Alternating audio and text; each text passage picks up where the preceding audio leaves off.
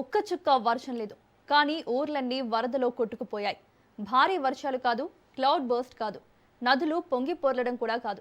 నేపాల్లో సంభవించిన ఈ విపత్తు నెక్స్ట్ లెవెల్ డిజాస్టర్గా మారింది. హిమాలయాల్లో వేల అడుగుల ఎత్తులో ఉన్న భారీ గ్లేసియర్లో కొంత భాగం ఒక్కసారిగా కూలిపోవడంతో మంచురాళ్లు, మట్టి భారీగా లోయ వైపు దూసుకొచ్చాయి. ఆ తర్వాత డ్యాం కట్టలు తెగినట్టుగా నీరు, మంచు, బురద, భారీ రాళ్లు ఒక్కసారిగా జనావాసాలపై విరుచుకుపడ్డాయి. ప్రజలను అప్రమత్తం చేసేందుకు కూడా సమయం లేకపోయింది. నిమిషాల వ్యవధిలోనే ఇల్లు, రోడ్లు, వంతెనలు, అడ్డొచ్చిన ప్రతిదీ వరద ప్రవాహంలో కొట్టుకుపోయింది. నేపాల్ను వణికించిన ఈ భారీ విపత్తు అక్కడి ప్రజలను తీవ్ర భయాందోళనకు గురిచేసింది.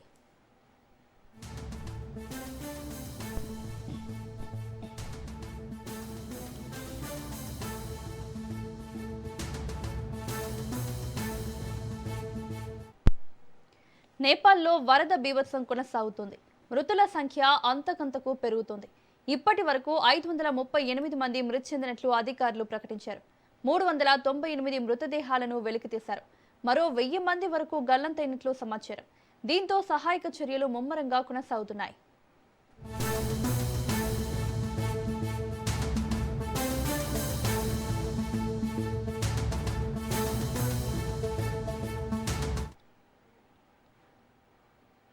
వరదల్లో 33 దేశాలకు చెందిన పర్యాటకులు గల్లంతైనట్లు అధికారులు వెల్లడించారు.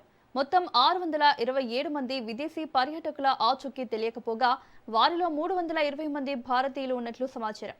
మరో 34 మంది ఆస్ట్రేలియా వాసులు గల్లంతయ్యారు. ఇప్పటి వరకు 84 మంది భారతీయులు సురక్షితంగా బయటపడ్డారు.